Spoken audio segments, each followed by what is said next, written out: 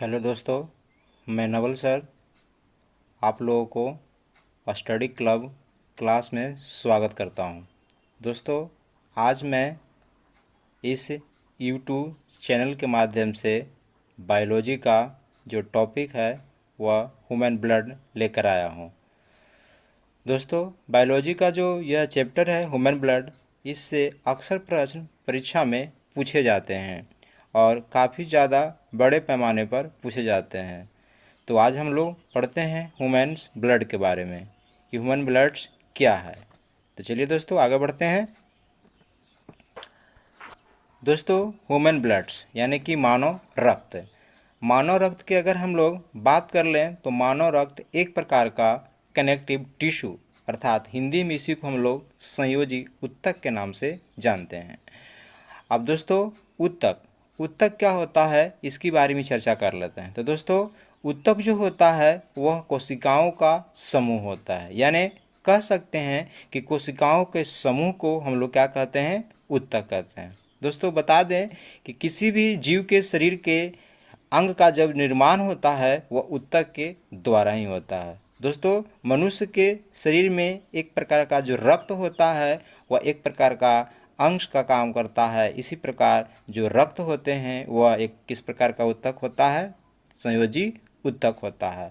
और दोस्तों, ये हमारे शरीर में तरल अवस्था में पाया जाता है, इसीलिए ऊतक को हम लोग तरल संयोजी ऊतक के नाम से जानते हैं।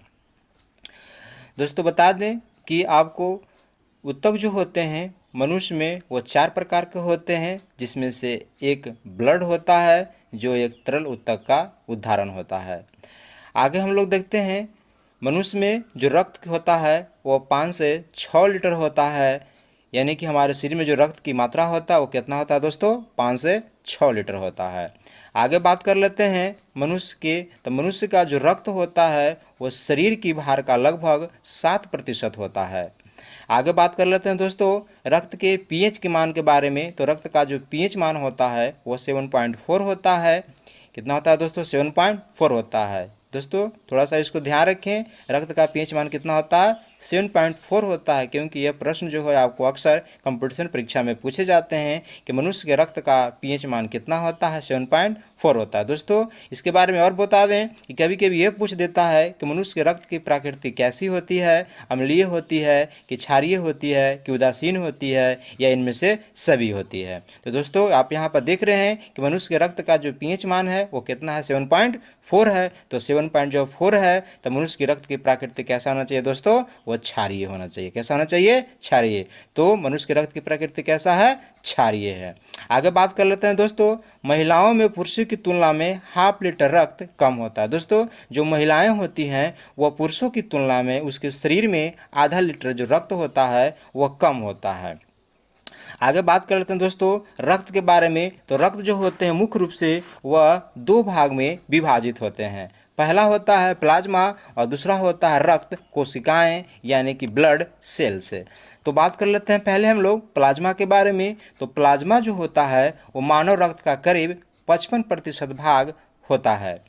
आगे बात कर लेते हैं प्लाज्मा के बारे में। तो प्लाज्मा में लगभग 90% भाग जल पाया जाता है। कितना प्रतिशत पाया जाता है दोस्तों, 90% पाया जाता है। दोस्तों, ऐसे भी मनुष्य के शरीर में आप लोग जानते हैं कि सबसे ज़्यादा जो पाया जाता है वह जल ही होता है, यानी कि मनुष्य के शरीर में करीब 70% भाग जो होता है वह जल होता है। लेकिन हम लोग यहाँ बात कर रहे हैं रक्त के बारे में और रक्त का एक भाग है प्लाज्मा के बारे में। तो प्लाज्मा में कितना जल पाया जाता है, तो होता है दोस्तों 90%।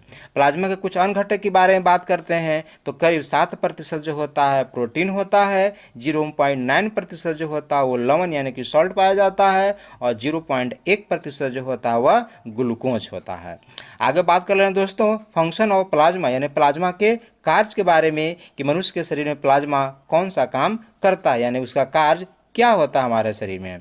दोस्तों, तो देख रहे हैं आप कि पचे हुए भोज एवं हार्मोन्स को शरीर में संवहन प्लाज्मा के द्वारा ही होता है। दोस्तों, जो हमारे शरीर में भोज्य पदार्थ होते हैं जब वो पचता है तो अनेक प्रकार के पोषक तत्वों में आपका प्राप्त होता है और अंतःस्रावी ग्रंथियों से हार्मोन का स्राव होता है। यह दोनों को पहुंचना हमारे सेल्स के कोशिकाओं तक पहुंचना अति ही आवश्यक होता है। तो हमारे शरीर के अनेक कोशिकाओं तक जो यह पचे हुए भोज्य पदार्थ और हार्मोन्स जो पहुंचता है वो किसके माध्यम से पहुंचता है दोस्तों, तो प्लाज्मा के माध्यम से पहुंचता है। सेकंड है दोस्तों, बॉडी टेम्परेचर को नियंत्रित रखता है, यानी कि हमारे शरीर के ताप को यह क्या करता है, नियंत्रित रखता है। दोस्तों ऐसे भी मनुष्य के या अन्य स्तनधारी प्राणियों का शरीर का ताप जो होता है वह नियमित होता है, यानी कि कांस्टेंट, यानी कि निश्चित होता है, और उसी निश्चित ताप को बनाए रखने में भी यह अहम योगदान निभाता है। आगे बात कर लेते हैं दोस्तों अगला पॉइंट यानी कार्य के बारे में। तो प्लाज्मा का कार्य होता है आपको घाव भरने का भी यह काम करता है। दोस्तों अगर शरीर पर कहीं कट जाता है या पुराने सेल लेट कर जाते हैं तो हमारे शरीर पर जख्म हो जाता है, तो उस जख्म के भरने में भी प्लाज्मा का अहम योगदान होता है। आगे बात कर लेते हैं कुछ अन्य तथ्यों के बारे में जो प्लाज्मा से संबंधित है। कहता है पहला सीरम, कहता है कि जब प्लाज्मा में से फाइब्रिनोजिन नामक प्रोटीन को बाहर निकाल दिया जाता है तो बचा हुआ शेष प्लाज्मा का भाग को हम लोग क्या कहते हैं दोस्तों, सीरम कहते हैं। दोस्तों एक बार इसको गौर से सुनिएगा और गौर से ध्यान दीजिएगा। प्लाज्मा में से फाइब्रिनोजिन नामक प्रोटीन को अगर निकाल दिया जाता है तो बचा हुआ शेष प्लाज्मा भाग को क्या कहते हैं दोस्तों, सीरम कहा जाता है। अब बात कर लेते हैं दोस्तों फाइब्रिनोजिन नामक प्रोटीन के बारे में। तो फाइब्रिनोजिन प्रोटीन जो होता है वो हमारे ब्लड को थक्का जमाने में मदद करता है। दोस्तों आप लोग ये भी पढ़े होंगे कि कभी कभी कंपटीशन परीक्षा कभी क्या कि अक्सर कंपटीशन परीक्षा में यह पूछता है कि वो कौन सा विटामिन है जो रक्त को थक्का जमाने में मदद करता है। तो दोस्तों आप लोग जानते हैं कि वो विटामिन के है, लेकिन यहाँ बात हो रहा है दोस्तों ब्लड्स की यानी कि रक्त के बारे में। तो रक्त का एक भाग है प्लाज्मा, और प्लाज्मा में पाए जाने वाले प्रकार प्रोटीन है फाइब्रिनोजिन। तो अगर दोस्तों आपसे पूछता है कि वह कौन सा प्रोटीन है जो रक्त को थक्का जमाने में मदद करता है तो वो होता है फाइब्रिनोजिन प्रोटीन। अगर आपसे पूछता है कि वो कौन सा विटामिन है तो है विटामिन आपका के। दोस्तों आगे बढ़ते हैं हम लोग रक्त के भाग ब्लड सेल्स यानी कि रक्त कोशिकाएं के बारे में। तो मनुष्य के रक्त का करीब 45% भाग जो होता है दोस्तों वो आपको जो होता है ब्लड कोशिकाएं होता है। कौन होता है दोस्तों, ब्लड कोशिकाएं। कितना प्रतिशत होता है, 45% होता है। दोस्तों आगे हम बात कर लेते हैं मानव रक्त यानी कि ब्लड सेल्स के बारे में। तो कहता है कि मनुष्य के ब्लड सेल्स में करीब 3 प्रकार के ठोस कणिकाएं पाए जाते हैं, यानी कि ब्लड सेल जो होते हैं 3 प्रकार के कणिकाओं से मिलकर बना होता है। पहला है दोस्तों रेड ब्लड सेल्स, जिसको हम लोग शॉर्ट में RBC के नाम से जानते हैं। इसी को हिंदी में हम लोग लाल रक्त कोशिकाएं भी कहते हैं। क्या कहते हैं दोस्तों, लाल रक्त कोशिकाएं। सेकंड है दोस्तों व्हाइट ब्लड सेल्स, इसी को शॉर्ट में कहते हैं WBC, यानी इसको हिंदी में कहते हैं श्वेत रक्त कणिकाएं। और थर्ड है दोस्तों ब्लड प्लेटलेट्स, यानी इसको हिंदी में बोलते हैं रक्त बिंबाणु। दोस्तों कभी कभी परीक्षा में पूछ देता है कि जो ब्लड सेल्स है उसमें किस कण की संख्या सबसे ज़्यादा होता है। तो दोस्तों बता दें कि हमारे रक्त कोशिकाओं में जो ठोस कणिकाएं जो होते हैं यानी कि RBC, WBC और प्लेटलेट्स, जिसमें अगर सबसे ज़्यादा किसी की अगर संख्या होता है तो होता है किसको, RBC का। किसका होता है दोस्तों, RBC का। ठीक है आगे बढ़ते हैं दोस्तों।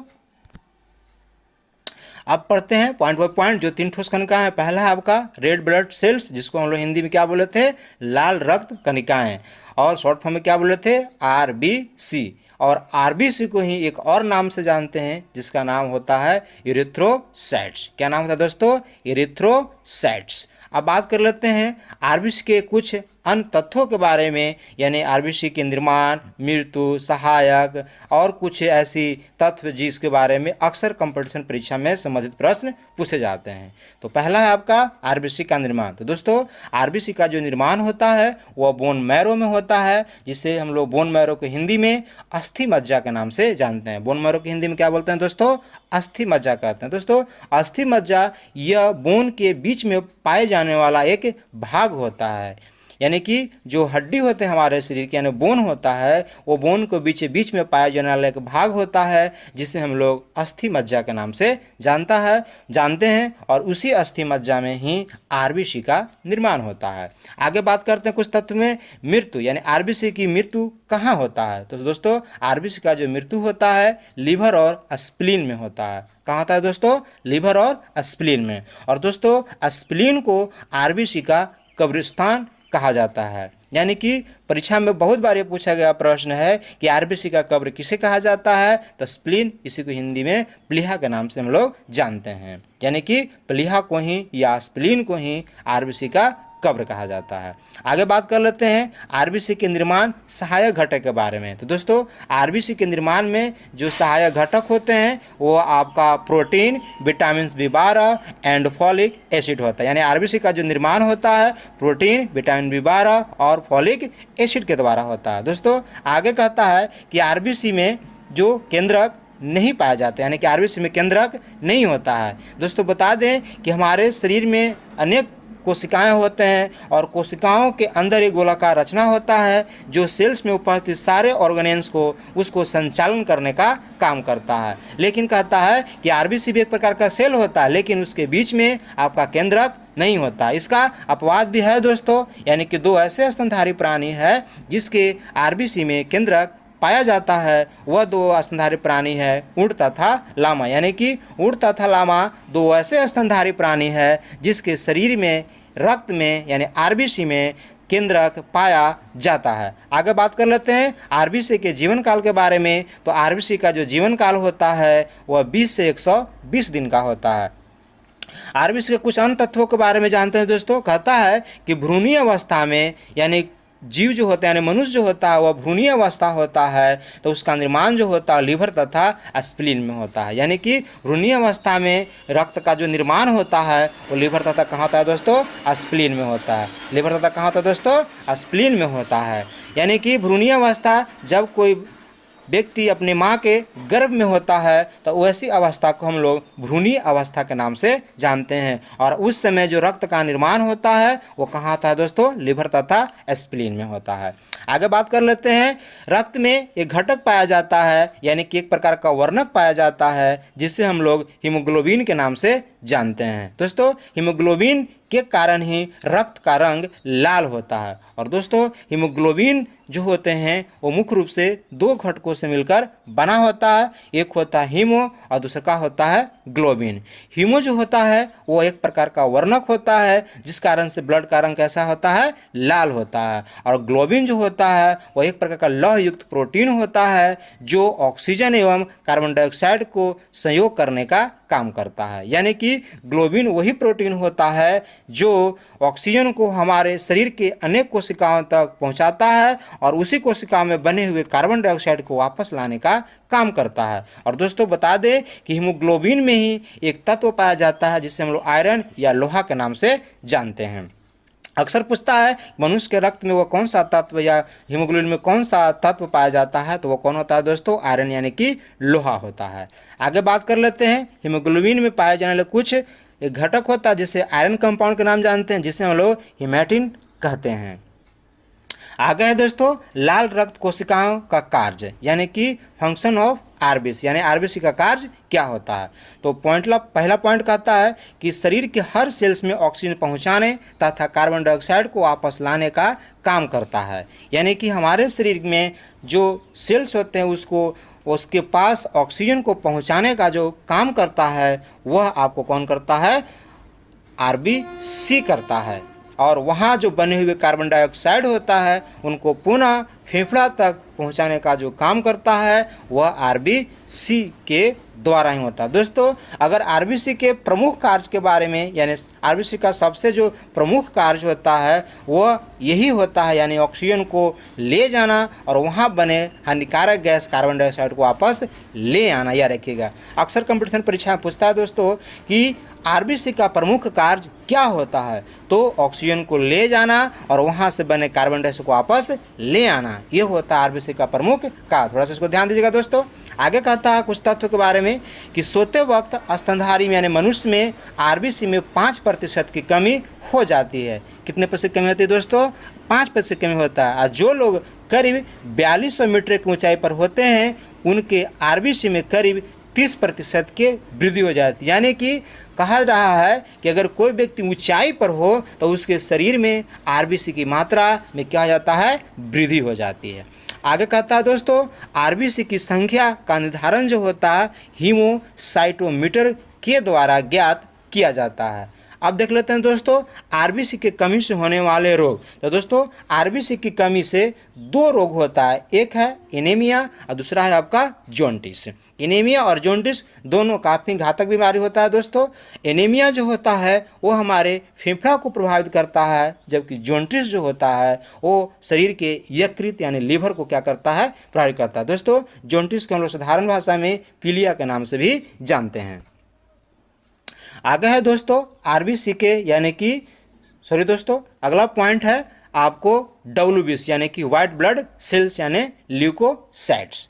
क्या दोस्तों, ल्यूकोसाइट्स यानी श्वेत रक्त कणिकाएं, यानी कि रक्त में पाए जाने वाले जो ब्लड कोशिकाएं होते हैं उसमें पाए जाने वाले दूसरा जिसे हम लोग डब्ल्यूबीसी या ल्यूकोसाइट्स के नाम से जानते हैं। कहता है कि ब्लड में इसकी संख्या सबसे कम होती है, यानी कि जो रक्त कोशिकाएं हैं और उस कोशिकाएं में जो तीन प्रकार के कण हैं आरबीसी, डब्ल्यूबीसी और रक्त बिंबाणु, उसमें अगर सबसे कम होता है तो वो होता है आपका डब्ल्यूबीसी होता है और आकार में सबसे बड़ा होता है। दोस्तों बहुत बार कंपटीशन परीक्षा में पूछा गया है कि रक्त कोशिकाएं में पाए जाने वाला वो कौन सा कण है जो दिखने में बिल्कुल अमीबा के समान प्रतीत होता है, तो वह है दोस्तों आपका डब्ल्यूबीसी। कौन है दोस्तों, डब्ल्यूबीसी ने रक्त में वह बिल्कुल दिखने में बिल्कुल अमीबा परजीवी की तरह वह दिखाई पड़ता है। याद रखें, बढ़िया से इसको याद रखें दोस्तों कि डब्ल्यूबीसी है जो आकार में कैसा होता है, अमीबा की तरह होता है। बात कर लेते हैं डब्ल्यूबीसी के निर्माण के बारे में। तो डब्ल्यूबीसी का निर्माण बोन मैरो यानी कि अस्थि मज्जा, लिम्फ नोड और कभी कभी लीवर और स्प्लीन में भी होता है। बात कर लेते हैं मृत्यु के बारे में। तो डब्ल्यूबीसी का जो मृत्यु होता है वह ब्लड में होता है। कहाँ होता है दोस्तों, ब्लड में होता है। बात कर लेते हैं डब्ल्यूबीसी को जीवन काल के बारे में। तो डब्ल्यूबीसी का जो जीवन काल होता है वह 2 से 4 दिन का होता है। कितना का होता है दोस्तों, 2 से 4 दिन होता है। अब बात कर लें दोस्तों कि जो रक्त कोशिकाएं होते हैं जिसमें 3 प्रकार का जो ठोस कण पाए जा रहे हैं जैसे आरबीसी, डब्ल्यूबीसी और रक्त बिंबाणु, तो उसमें संख्या का जो है वो अनुपात कभी कभी देता है। तो यहाँ पर जो कहता है कि आरबीसी तथा डब्ल्यूबीसी का जो रक्त कोशिका में अनुपात होता है 6:1 होता है, यानी कि आपको संख्या का अगर बात किया जाए तो डब्ल्यूबीसी जहाँ 1 रहेगा वहाँ पर आरबीसी की संख्या करीब 600 रहेगा, यानी कि रक्त कोशिका में आरबीसी की संख्या 600 और डब्ल्यूबीसी की संख्या कितना रहेगा उसके अनुपात में 1, यानी कि 6:1 पाया जाएगा। आगे बात कर लेते हैं डब्ल्यूबीसी के मुख्य कार्य के बारे में। तो इसका प्रमुख कार्य इस प्रकार से, पहला है इसका मुख्य कार्य शरीर को रोग की संक्रमण से बचाना तथा इम्यूनिटी सिस्टम को बढ़ाना। इम्यून सिस्टम को बढ़ाना। दोस्तों हमारे शरीर में डब्ल्यूबीसी का सबसे प्रमुख कार्य होता है रोग प्रतिरोधक क्षमता से लड़ना, यानी कि हमारा शरीर में आपका अगर कोई भी बाह्य जीव जैसे विषाणु, जीवाणु या परजीवी प्रवेश करता है तो उसे मारने का जो काम करता है वह डब्ल्यूबीसी के द्वारा ही किया जाता है। तो याद रखें दोस्तों, हम मनुष्य के शरीर में रोग प्रतिरोधक क्षमता से लड़ने वाला कौन सा कण होते हैं ब्लड्स, वो होते हैं डब्ल्यूबीसी। आगे बात कर लेते हैं डब्ल्यूबीसी को शरीर का रक्षक यानी कि बॉडीगार्ड कहा जाता है। आगे बढ़ते हैं दोस्तों।